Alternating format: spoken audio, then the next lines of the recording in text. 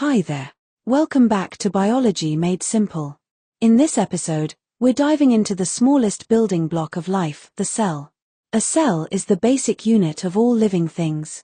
Think of it as a tiny factory, where thousands of processes happen every second to keep life going. Each cell has a membrane, like a protective wall. Inside, there's cytoplasm, organelles, and the nucleus, which holds your DNA, the blueprint of life. There are different types of cells: animal cells, plant cells, bacterial cells.